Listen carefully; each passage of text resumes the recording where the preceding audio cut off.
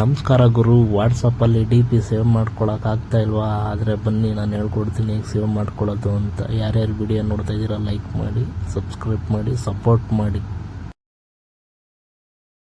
ಕೆಲವರೆಲ್ಲ ಹೇಗೆ ಮಾಡಿರ್ತಾರೆ ಅಂದರೆ ವಾಟ್ಸಪ್ಗೆ ಹೋಗಿ ಡಿ ಪಿನ ಸ್ಕ್ರೀನ್ಶಾಟ್ ಹೊಡೆದಿರ್ತಾರೆ, ಆದರೂ ಬಂದಿರಲ್ಲ, ಬ್ಲಾಕ್ ಥರ ಬಂದಿರುತ್ತೆ. ಸ್ನೇಹಿತರೆ, ಈ ಥರ ಮಾಡಿ ನಾನು ಹೇಳ್ಕೊಡ್ತೀನಿ ನೋಡಿ.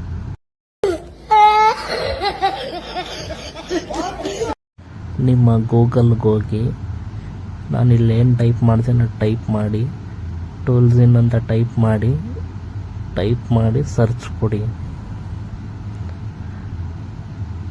ಸರ್ಚ್ ಕೊಟ್ಟಾದ್ಮೇಲೆ ಈಗ ಬರುತ್ತೆ ಡೌನ್ಲೋಡ್ಸ್ ಅಂತಿದೆ ನೋಡಿ ಮೇಲ್ಗಡೆ, ಅದ್ರ ಮೇಲೆ ಕ್ಲಿಕ್ ಮಾಡಿ.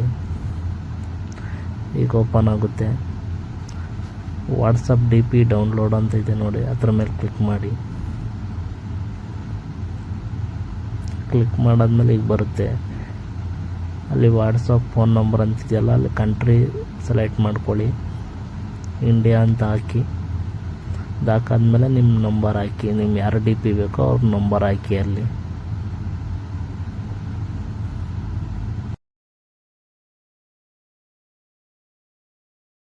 ವಾಟ್ಸಪ್ ನಂಬರ್ ಹಾಕಿ. ನಂಬರ್ ಹಾಕಾದ್ಮೇಲೆ ಮೇಲ್ಗಡೆ ತಂದ್ಮೇಲೆ ಡೌನ್ಲೋಡ್ ಅಂತಿದೆ, ಅದ್ರ ಮೇಲೆ ಕ್ಲಿಕ್ ಮಾಡಿ ಓಪನ್ ಆಗುತ್ತೆ. ಸೆಟ್ಟಿಂಗಲ್ಲಿ ಎವ್ರಿ ಒನ್ ಅಂತ ಕೊಟ್ಟಿದ್ರೆ ಮಾತ್ರ ನಿಮಗೆ ವಾಟ್ಸಪ್ ಡಿ ಪಿ ಸೇವ್ ಆಗುತ್ತೆ, ಇಲ್ಲಾಂದ್ರೆ ಆಗಲ್ಲ.